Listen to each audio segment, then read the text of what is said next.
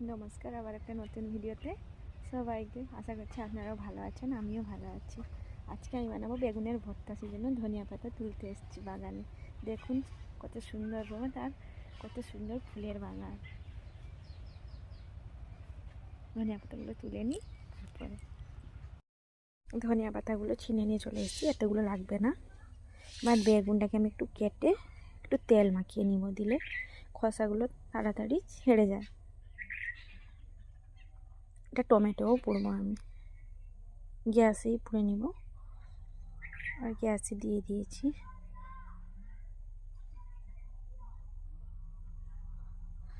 এপাশ ওপাশ করে উল্টে নিব।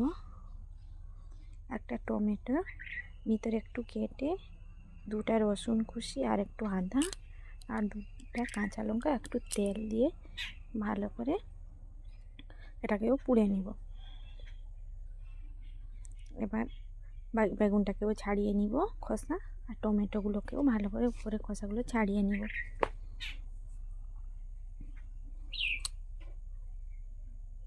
কতটা সুন্দর সিদ্ধ হয়ে গেছে দেখুন।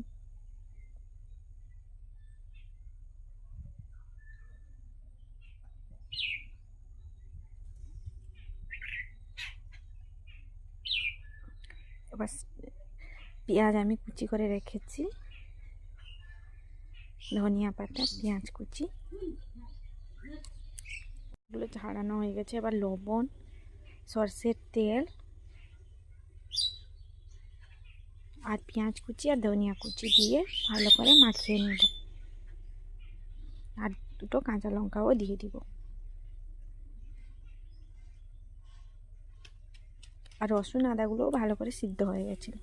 এবার গরমটাকে আমি হেমাদস্তার সাহায্যে কুটে নিব।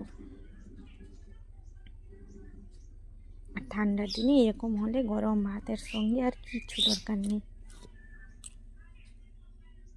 আর ভালো করে মাখিয়ে একটা প্লেটে রেখে নিব।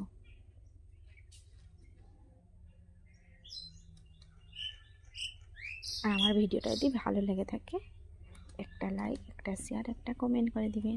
আর সাবস্ক্রাইব করতে ভুলবেন না। আমার একটা নতুন ভিডিওর সঙ্গে আপনাদের সঙ্গে দেখা হবে। দেখুন কতটা সুন্দর হয়েছে। পরে একটু ধনিয়া পাতা আমি সাজিয়ে নিব।